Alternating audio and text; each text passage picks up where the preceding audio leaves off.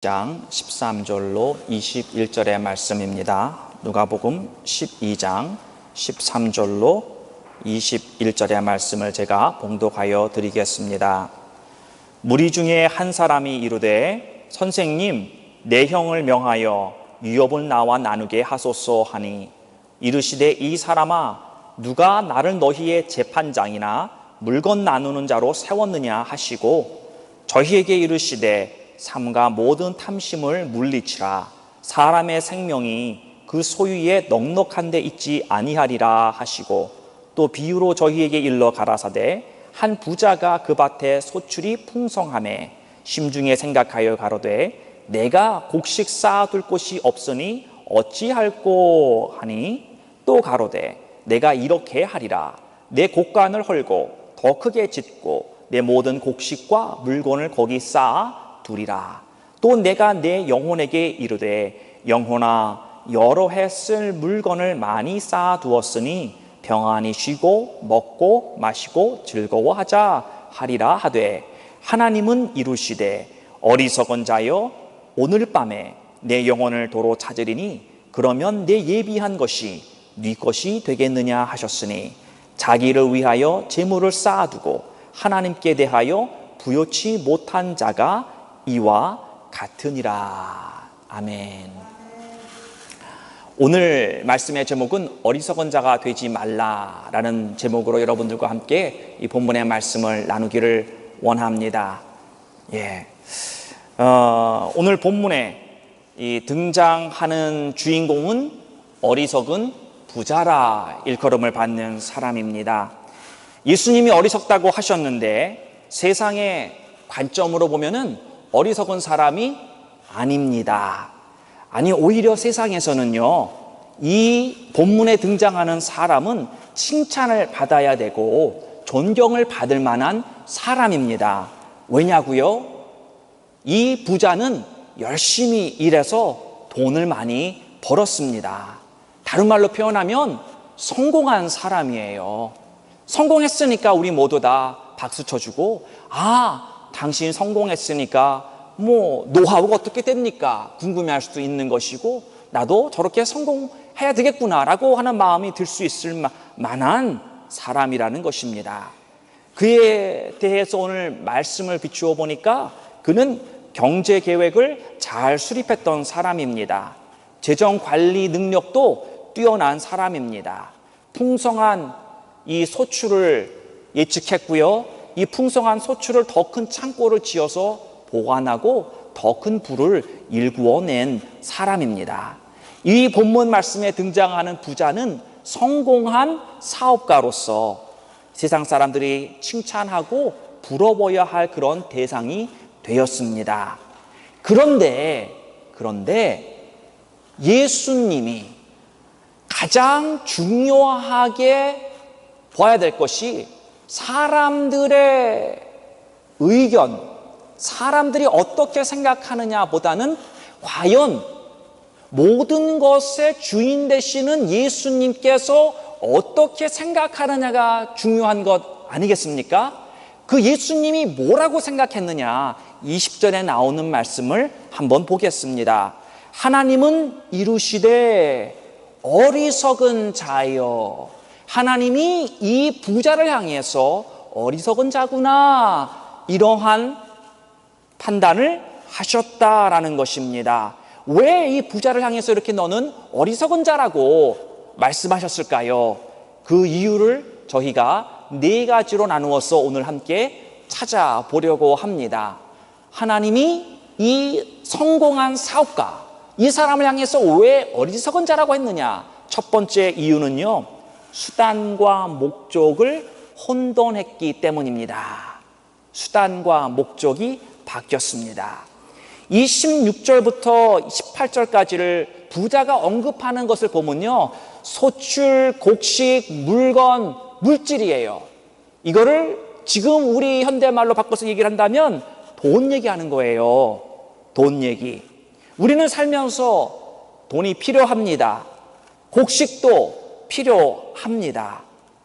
어리석은 이 부자를 보면서 부자기 때문에 그가 어리석다는 소리를 들은 걸까요? 여러분, 부자는 교회 다니면 안 되는 겁니까? 괜히 교회 다녀서 어리석다는 얘기 듣고 누가 교회 다니고 싶겠어요?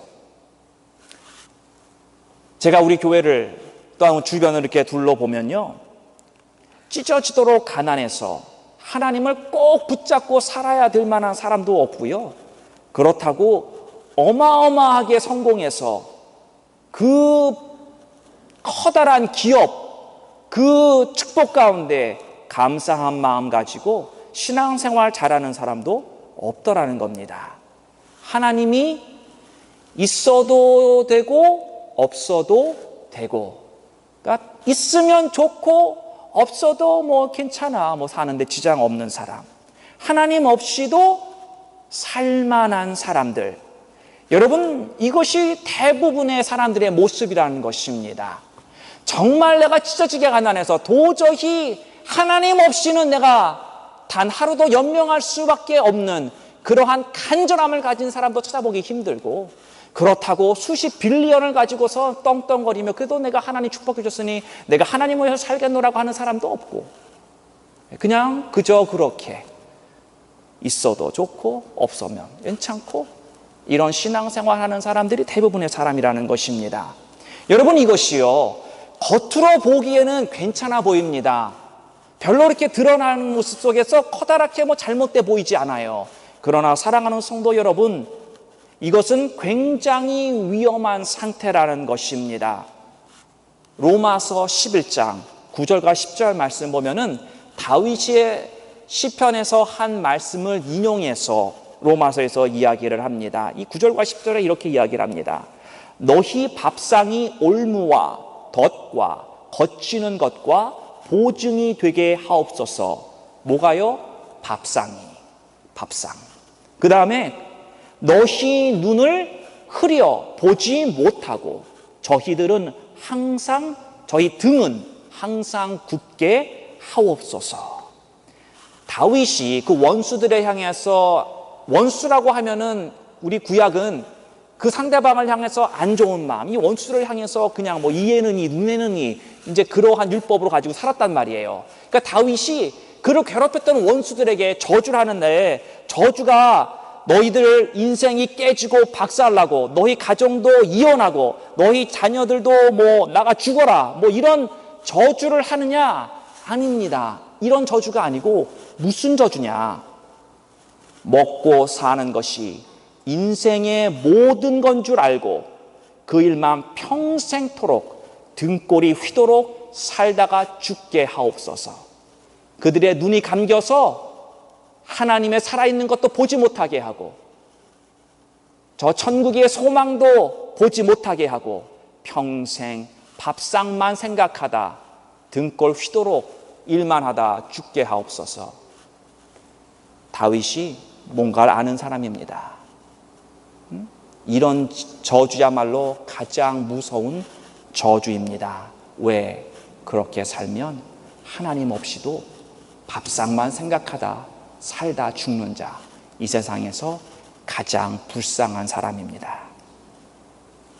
하나님 앞에 열심히 기도하지도 않고 헌신도 안 하고 주님 위해 살지도 않는데 넉넉하게 살만한 사람 있습니까? 이 사람들이야말로 가장 불쌍한 인생입니다. 내 스스로 열심히 노력하다가 해도 안 돼서 깨지고 자빠지고 넘어져서 하나님 앞에 두 손 들고 천부여 내가 주님께 돌아옵니다라고 오는 사람이야말로 복이 있는 것입니다. 그때서야 소망이 있고 그때서야 하나님께서 움직이실 시간이 되기 때문입니다. 부자에 대한 정의를 한번 보겠습니다. 세상에서 부자인 사람을 향해서 많이 갖고 있는 사람, 이런 사람을 부자라고 합니다. 사랑하는 성도 여러분, 저는 여러분들이요 많이 가지시기를 바랍니다. 넘치도록 가지세요. 부자 되세요. 제가요 인터넷 웹사이트에 가면은 사람들이 댓글 다는 것이 있습니다. 그 댓글 다는 것 중에 제 눈에 뜬 게 무엇이 있었냐면은 다른 사람을 향해서 부자 되세요, 그런 댓글 여러분 보신 적 있습니까? 못 보셨구나. 부자 되세요. 참 듣기에 좋고 이 지금 현대에 살아가는 사람들이 귀에 아마 가장 즐거운, 귀에 가장 좋은 소리일 것입니다. 부자 되는 것 그거 나쁜 거 아닙니다. 부자가 되기를 저도 바랍니다. 부자가 된 다음에 중요한 것이 있는데 그것은요, 하나님을 위해서, 하나님의 나라를 위해서 여러분 것을 포기하는 것이 바로 크리스찬의 삶이라는 것입니다. 하늘나라의 부자는요, 내가 얼마를 소유했느냐 이것이 아니라 내가 얼마나 포기했느냐라는 겁니다. 내가 얼마나 포기했느냐. 여러분, 부자가 가진 것에서 1%를 포기하고 하나님의 나라를 위해서 드릴 수 있습니다. 그 1%만으로도 큰 액수가 될 수가 있어요. 그러나 주님께서 그러잖아요. 저 과부가 드린 2동전, 그것이 더 귀하다고 한 이유가 뭐냐면요, 가난한 사람이 10%를 포기하고 20%를 포기하고 드린 게 부자가 1% 드리는 것보다 하나님이 더 크게 인정하시고 보신다라는 겁니다. 이게 부자입니다. 많이 포기한 사람, 누구를 위해서?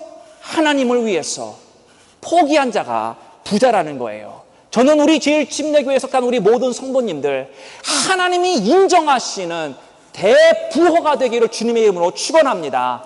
이 땅에서 못 받는다고 할지라도 여러분이 포기했기 때문에 하나님께서 더 크신 걸로, 더 많은 걸로 주시는, 그래서 영원한 삶을 살 때 여러분 풍족하게 주님의 주셨던 그 상급으로 대부자가 되시기를 간절히 축원하겠습니다. 교회도 마찬가지입니다. 성도가 많고 건물도 많다고 좋은 교회라고 착각하는 사람들이 있습니다. 그렇지 않습니다. 좋은 교회는요, 많이 포기하는 교회입니다. 하나님의 나라를 위해서, 선교를 위해서, 그리고 구제를 위해서, 가난한 사람을 위해서 포기할 줄 아는, 그것이 좋은 교회라는 것입니다. 자, 이 부자에 대한 정의를 내렸고요. 우리 자녀들이 공부하는 것도 마찬가지입니다. 공부가 인생의 다는 아닙니다. 행복의 척도가 꼭 공부 잘하는 게 아닙니다. 저는 참 후회되는 게 한 가지, 후회가 안 된다고 얘기를 해야 되나요? 저는 공부 나름대로 열심히 한다고 열심히 했어요. 제가 생각해봐도 더 이상 더 열심히 할 수 있었을까? 뭐 그럴 수도 있었겠지만 저는 공부를 내가 열심히 안 했다고 후회되는 적은 단 한 번도 없습니다. 왜? 나름대로 열심히 했다고 저는 생각을 하니까. 그런데 이 나이가 되어 보니까 공부를 내가 열심히 했다고 한 것에 대해서 그것이 내 행복을 개런티해 주지 않더라라는 겁니다. 저는 우리 자녀들에게도, 우리 딸내미한테도 얘기를 합니다. 공부 안 하는 것 같으면 공부 좀 해라. 왜? 학생의 본분은 공부를 해야 되는 것이니까. 그러나 제가 아무리 생각해봐도 공부가 인생의 다는 아닙니다. 그러나 저는 우리 자녀들에게 공부는 열심히 해야 된다라고 이야기를 합니다. 앞으로도 할 것입니다. 공부 잘해야 됩니다. 그리고 공부 잘해서 그냥 거기서 끝나는 것이 아니라 박사가 되고 의사가 되고 변호사가 되고 훌륭한 사람이 되란 말입니다. 그러나 내가 그런 훌륭한 사람이 돼서 돈만을 위해서 사는 사람이 아니라 다른 사람을 위해서 내 것을 줄 줄 아는 사람, 포기할 줄 아는 사람이 되어야 한다는 것입니다. 내가 배운 지식, 내가 배운 스킬, 이러한 모든 것을 가지고 나 혼자만의 이익과 유익을 위해서 사는 것이 아니라 다른 사람을 생각하면서, 다른 사람의 유익까지도 생각하면서 그의 인생을 드릴 줄 아는 사람이야말로 바로 하나님이 진정으로 기뻐하는 사람이라는 것입니다. 여러분들도 마찬가지입니다. 자녀들이 이렇게 열심히 공부해서 훌륭한 사람 돼서 하나님 위해 살고, 여러분들도 정당한 방법으로 정직하게 많은 돈을 버십시오. 그 번 돈 가지고 바로 하나님을 위하여서 포기하고 드릴 줄 아는 그러한 사람들이 또한 되어야 한다는 것입니다. 돈 아무리 많이 벌어서 여러분 쌓아놓고 살면 뭐합니까? 오늘 이 본문에 등장하는 부자를 보십시오. 주님이 그러잖아요. 이 어리석은 자야, 어리석은 자야. 사랑하는 성도 여러분, 중요한 것은 돈이 우리 인생의 목적이 아니다라는 것입니다.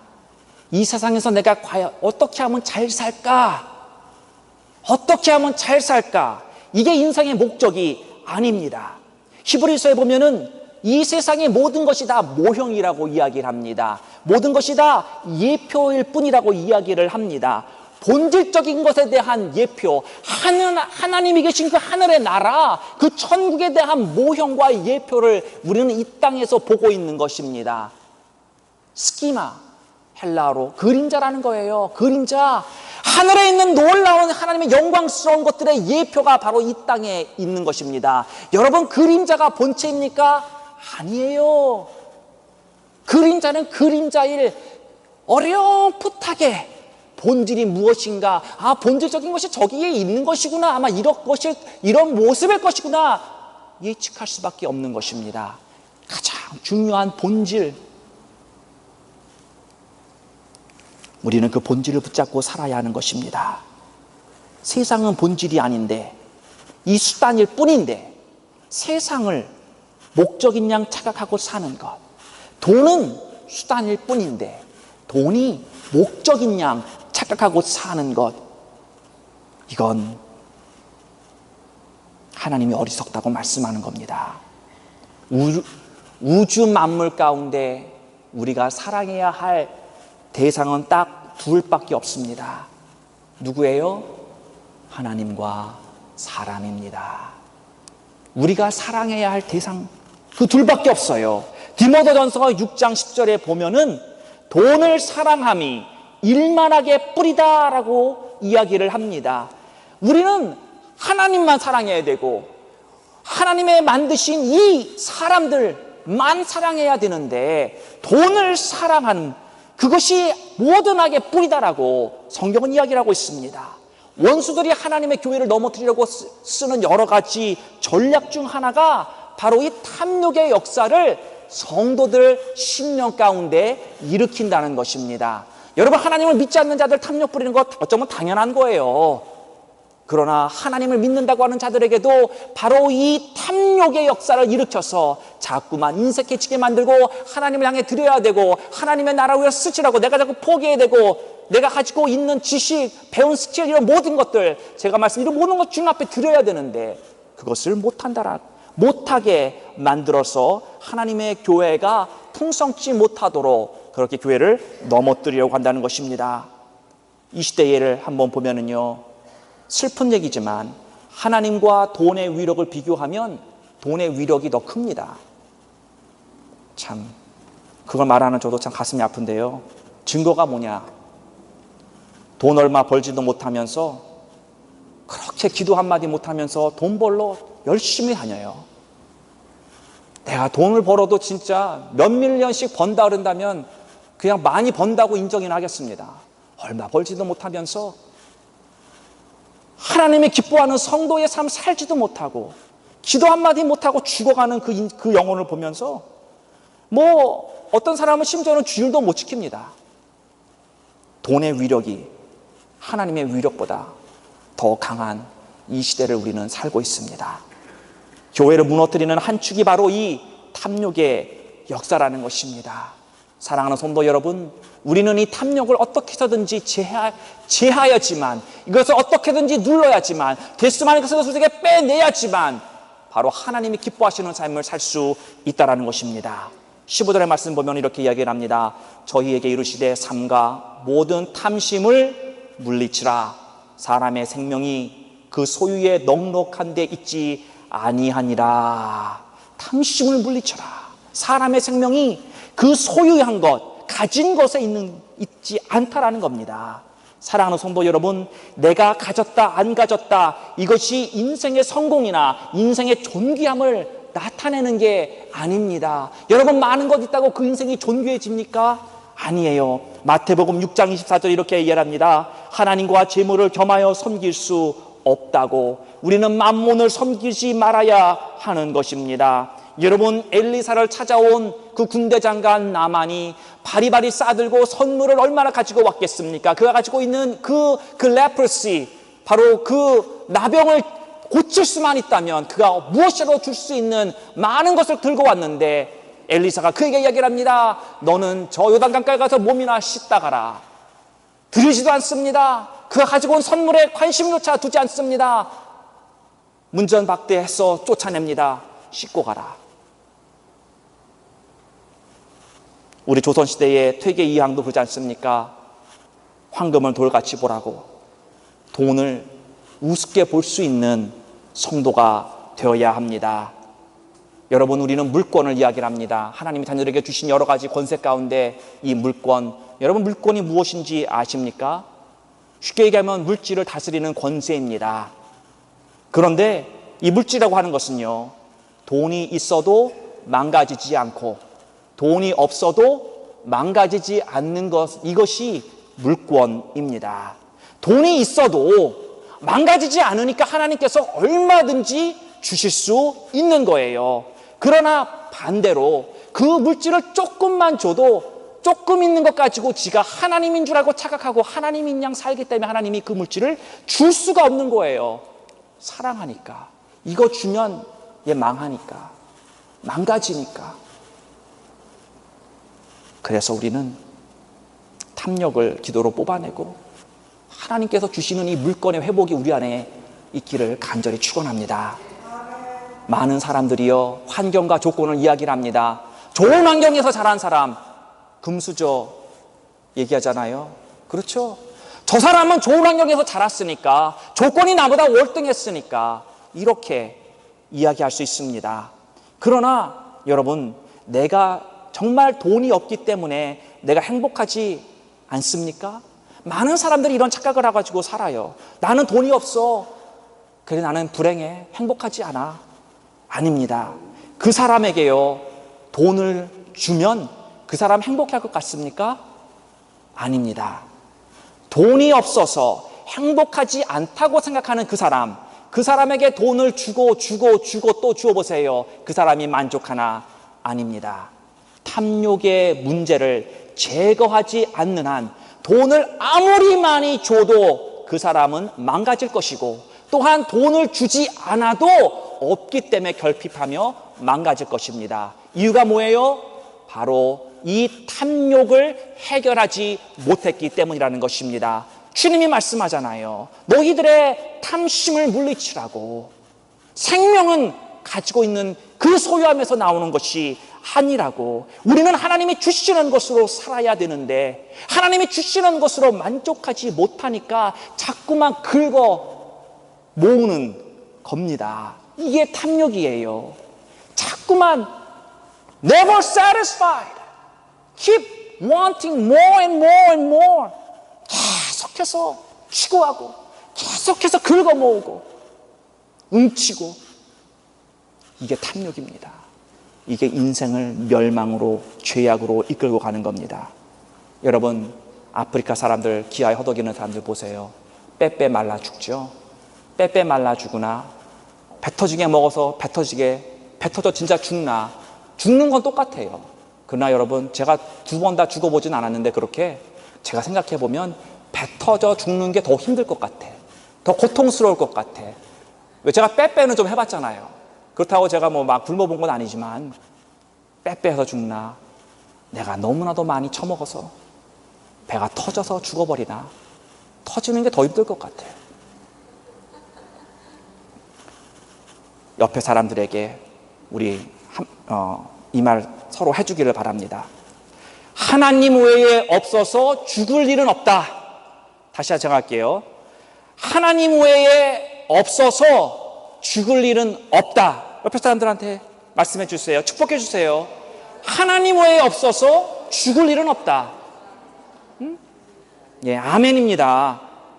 하나님만 붙잡으면 모든 것이 다 따라옵니다. 왜? 하나님께 모든 것이 속하였고 하나님께서 모든 것이 만드셨고 모든 것을 운행하고 계시는 그 하나님을 믿기에 모든 것이 따라온다는 것입니다.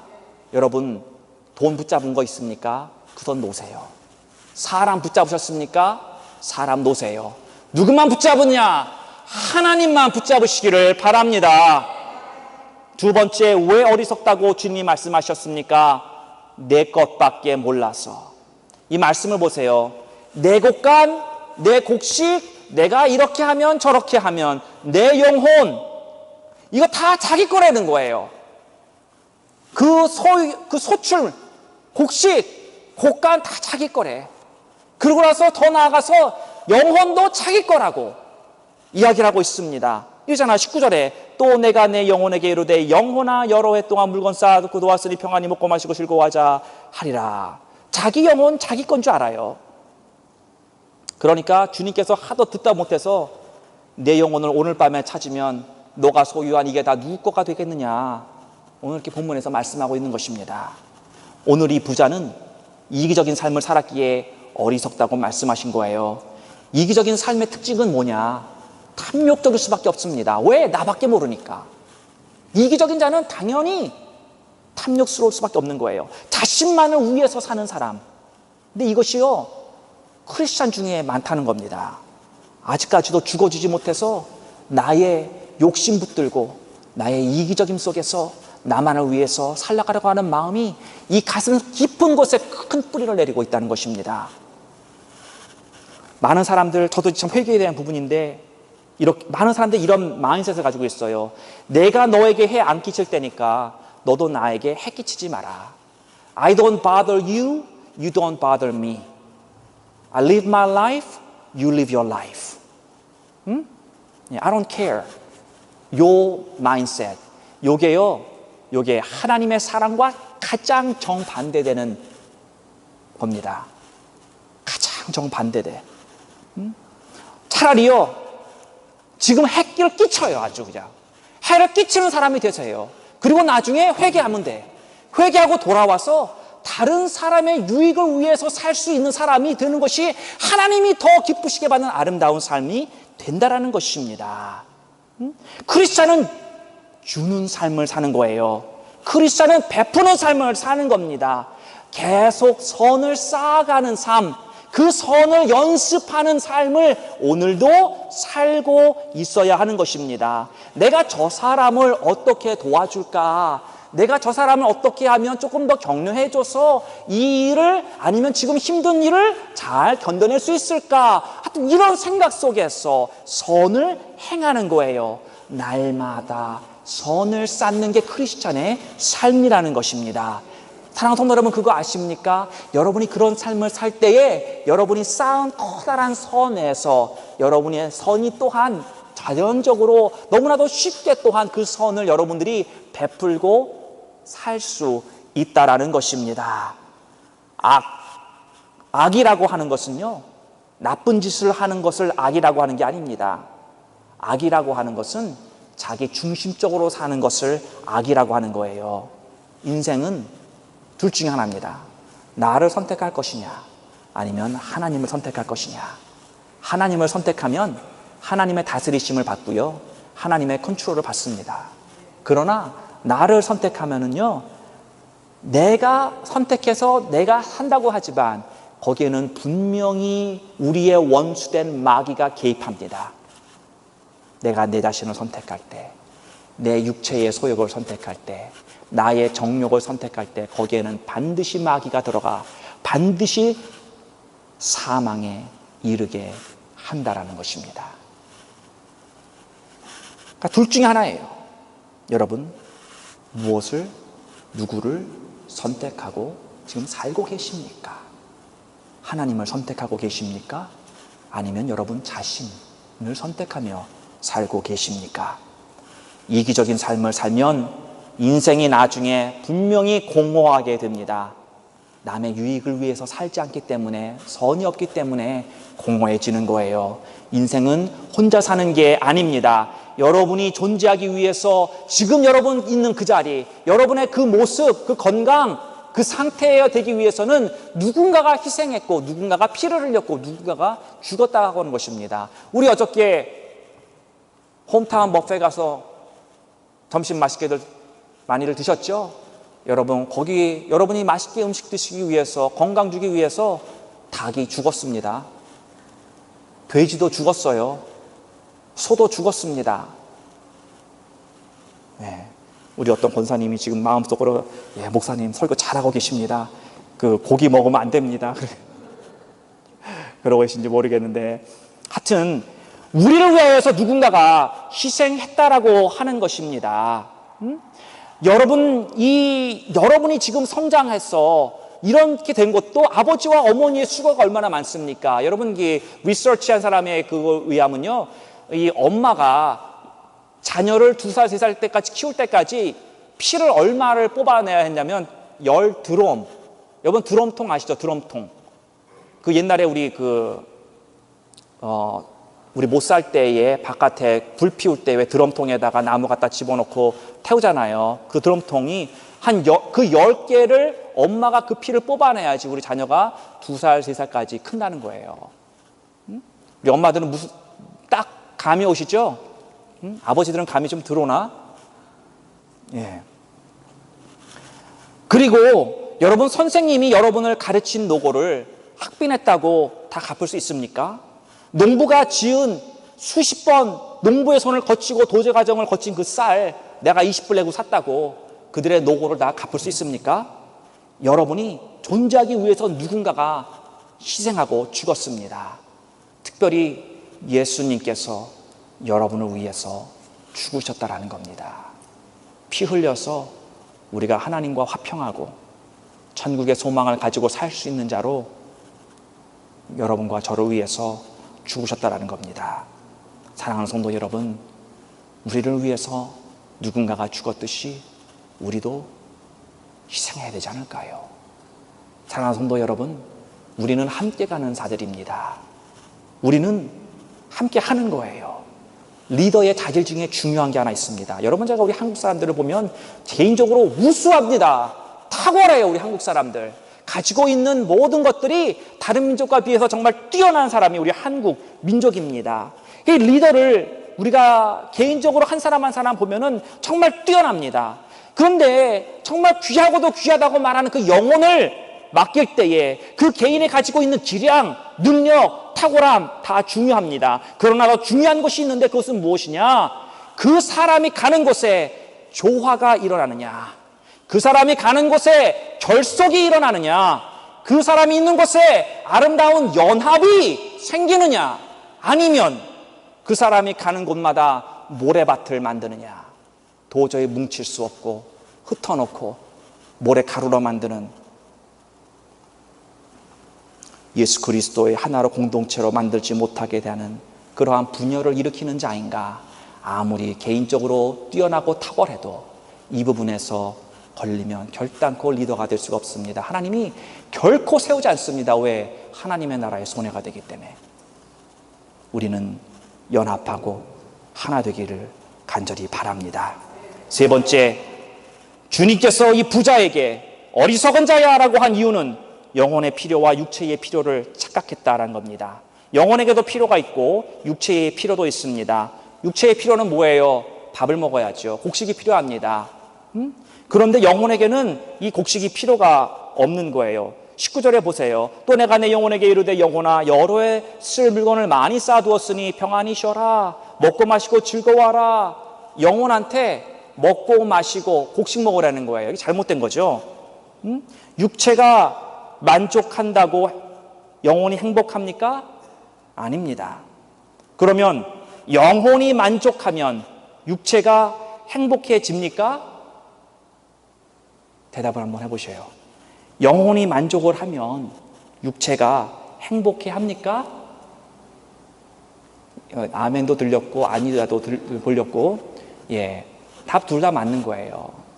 안식에 들어간 자는 만족할 수 있어요. 그러나 제가 아는 여러분들은 여기에 그 안식에 들어간 자가 저를 포함해서 아직 없다라는 게 문제입니다. 그래서 내가 영혼이 만족하면 육체가 행복하지 않다가 정답입니다. 왜? 영혼이 만족하려면 어떻게 해야 돼요? 육체가 하나님의 은혜를 사모해야 됩니다. 하나님의 임재가 충만한 이 예배 가운데 나와야 합니다. 우리의 기도가 살아날 수 있도록 자꾸만 엎드리고 하나님 앞에 이 기도 안 되는 내 자신의 가슴을 쳐가며 내가 울부짖는 기도, 그리고 내가 다른 사람을 위한 중보를, 그 사랑을 품고선 해야 되는 그 어려움, 그것이 우리의 육신을 힘들게 하지 않습니까? 갈라디아서 5장 17절에 이렇게 이야기를 합니다. 육체의 소욕과 성령의 소욕이 전쟁을 한다고. 공존할 수 없어요. 성령의 소욕, 육체의 소욕, 둘 중에 하나만이 남을 수밖에 없습니다. 아직도 싸우고 있는데, 둘 중에 하나는 죽어야 되는데, 성령의 소욕이 죽어야 할까요? 아니면 육체의 정욕이 죽어야 할까요? 우리 육체는 늘 평안하라, 잘 먹어라, 안주하라, 더 소유하라, 더 가져라, 더 명예롭게 해라, 이렇게 육체의 소욕은 이야기를 합니다. 그러나 영혼은 뭐라고 합니까? 더 낮아져라, 더 엎드려라, 더 포기해라, 더 주어라, 더 기도해라, 이렇게 이야기하지 않습니까? 이 어리석은 부자는 영혼에게 이렇게 먹고 살고 띵까띵까 배짱이처럼 그렇게 했단 말이에요. 우리가 가장 힘써야 할 것이 무엇이냐면 영혼의 풍성함입니다. 육체가 여러분의 인격을 장악하면요, 인생은 반드시 절망과 수치로 당하는 시간이 옵니다. 수단과 방법을 가리지 않고, 예를 들어서 돈을 벌었다 치면 그 번 돈 가지고 반드시 수치를 당하는 시간이 온다라는 거예요. 반대로 여러분의 인격을 육체로 주장하지 못하게 해야 합니다. 반대로 영이 여러분의 사고를 장악하면, 인격을 이끌어가면 인생이 풍부해지는 것입니다. 영혼만이 영원한 것입니다. 하나님의 나라에 들어가는 게 영혼이잖아요. 진정한 행복은 이 영혼의 만족에서 오는 줄로 믿으시기를 바랍니다. 여러분 경험해보지 않았습니까? 돈도 없고 고달픈데 영이 충만하면 왜 그렇게 행복합니까? 저는 우리 아내와 함께 앉아서 옛날을 추억해보는 시간들 속에 제가 신학교 다니던 때 어떤 면에서 재정적으로 가장 힘들었던 시간입니다. 그러나 그때가 왜 이렇게 행복했는지 모릅니다. 지금도 그때를 그리워하는 마음이 있습니다. 여러분도 그런, 나는 가진 것 없고 인생은 고달픈데 영이 충만해서 그 어려움 느끼지 않고 모든 것이 긍정적으로 보였던 그런 때 있지 않습니까? 하나님이 하시겠지. 하나님께 맡깁시다. 하나님이 우리와 함께하고 계시잖아요. 하나님이 함께 하시면 하나님이 책임지는 줄로 믿으시기를 바랍니다. 영이 필요한 것은 은혜의 말씀과 다음 마지막하고 마치도록 하겠습니다. 마지막 네 번째, 하나님께서 어리석은 자라고 이야기하는 것은 하나님께 자기 영혼을 드릴 준비를 게을리 했기 때문에 어리석은 자라고 20절에서 말씀하고 있는 것입니다. 하나님이 이르시되 어리석은 자여 오늘 밤에 내 영혼을 도로 찾으리니 그러면 내 예비한 것이 네 것이 되겠느냐. 이 부자는 육신을 위해서 준비를 많이 했습니다. 세상 일에 100%의 에너지를 쏟아내며 돈 벌고 준비했어요. 한마디로 인생 전체를 이 육체를 위해서 투자를 했습니다. 그러나 영혼의 투자는 단 하나도 하지 못했습니다. 이 세상 모든 사람들은 누구든지 하나님을 만납니다. 여러분 믿어지십니까? 믿어질 수밖에 없죠. 지금은 우리 도장한 집사님을 먼저 보냈기 때문에. 그러나 많은 사람들이 이 말을 믿지 못합니다. 나는 영원히 죽지 않고 이 땅에서 살 것 같은 착각 속에서 삽니다. 내가 하나님 앞에 가리라고 그 생각 못하고 삽니다. 사랑하는 성도 여러분, 인생의 결론은요, 이 땅에서 내는 게 아닙니다. 내가 죽을 때 얼마를 소유하고 있느냐, 이것이 결론이 아닙니다. 우리 인생의 결론은 내가 하나님 앞에 서는 그날, 그 시간에 결론이 난다는 것입니다. 부활과 재림의 예수 그리스도를 믿으면 정말 우리는 어떻게 이렇게 무기력한 신앙생활을 할 수 있습니까? 기도도 못해요. 말씀도 못 먹어요. 참 미혹 속에서 원망하고, 미혹 속에서 미워하고, 마귀가 까불러도 속수무책으로 꼭두가시 노릇이나 하고 이런 무기력한 신앙생활, 정말 여러분이 부활과 재림을 묻는다면 이런 거 이제 청산해야 되지 않겠습니까? 여러분 정말 천국과 부활을 믿으십니까? 정말 천국과 부활을 믿으십니까? 하나님이 성경에서 그렇게 말씀하시는 그 하나님의 나라, 그 나라를 여러분 정말 믿으십니까? 여러분이 그 나라를 믿는다고 지금 고백하셨다고 한다면 여러분의 삶, 정말 그 천국에 합당한 우리 하나님께서 기뻐하시는 그러한 모습으로 드려야 하지 않겠습니까? 옆에 있는 사람에게 이렇게 질문해 보세요. 날 보면 살아있는 하나님이 보입니까? 물어보세요. 날 보면 살아있는 하나님이 보입니까? 한번 물어보세요. 대답하지 마시고, 대답은 하지 마시고 물어만 보세요. 날 보면 살아있는 하나님이 보입니까?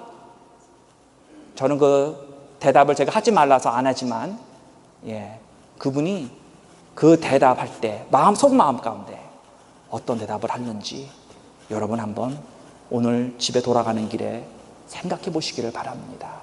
잠자기 전에 내가 물어봤던 그 상대방이 나를 보면 살아있는 하나님이 느껴집니까? 라고 했을 때 과연 무슨 대답을 했을까? 사랑하는 성도 여러분, 우리는 관념으로 사는 게 아닙니다. 우리가 가지고 있는 신념으로 사는 게 아닙니다. 영으로 믿고 하나님의 말씀 우리 삶 가운데 실체화하고 사는 것이 우리의 믿음의 모습입니다. 여러분, 도적질하고 강도질해야만 회개하는 거 아닙니다. 정말로 내가 하나님의 말씀 가운데 믿지 못하고 있는 것이 무엇인가? 내가 아직도 사랑하지 못하고 있는 사람이 누구인가? 이런 것들을 생각할 때 내가 깊이 있게 들어가서 하나님 앞에 통곡하며 내 자신의 모습을 주님 앞에 내놓아야 하는 것입니다. 성도가 사랑하지 않는 것이 믿지 않는 자가 강도짓하고 살이라는 것보다 더 악랄한 죄입니다. 여러분, 성도라 불리면서 사랑하지 못한다. 성도 자격이 하나님이 불러주시니까 부르는 거지, 정말 우리의 삶을 보면서 하나님이 그래 너는 성도답구나, 그래서 내가 성도라고 불러줄게 라고 하는 사람이 내 이름이 거기에 과연 포함될까?